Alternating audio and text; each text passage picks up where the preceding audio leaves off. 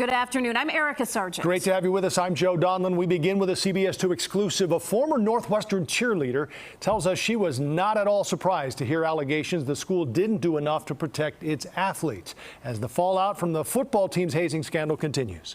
Hayden Richardson spoke only to CBS 2 investigator Megan Hickey. And Megan, she says the school turned a blind eye to her complaints of sexual harassment. Right, Joe and Erica, she filed a federal lawsuit 2 years ago hoping it would change the culture, but she says now it is clear to her that school leaders continue shaming and silencing survivors.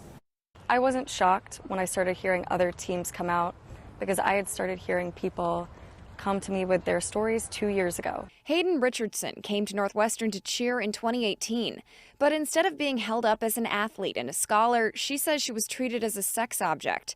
She says cheerleaders were forced to go to alumni events, separate and work the room, where she says older men would grab her inappropriately. Then there were the drunken tailgate parties, where they had to endure the same abuse. They looked at us and said, well, what do you expect?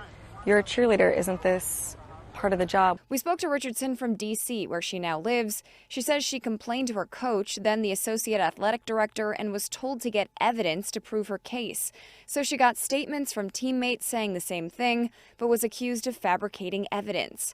She filed this 58-page federal lawsuit in 2021, which says cheerleaders were required to attend fundraising events, tailgate parties, and other events in their skimpy cheerleading uniforms in order to titillate high-net-worth donors. When Richardson saw the recent headlines of hazing and sexual abuse within the football team, it wasn't the allegations that shocked her, but the claims from coaches and other leaders that they didn't know about it. Seeing people in these senior leadership roles say, oh, I had no idea.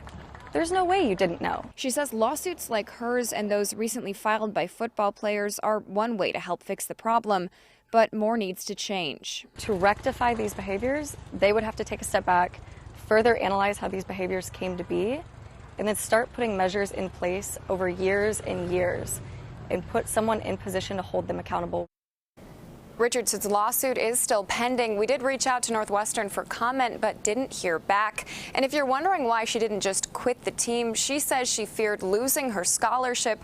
Cheerleaders who quit are required to pay back any travel or equipment expenses. In the newsroom, Megan Hickey, CBS 2 Investigators. Thank you, Megan.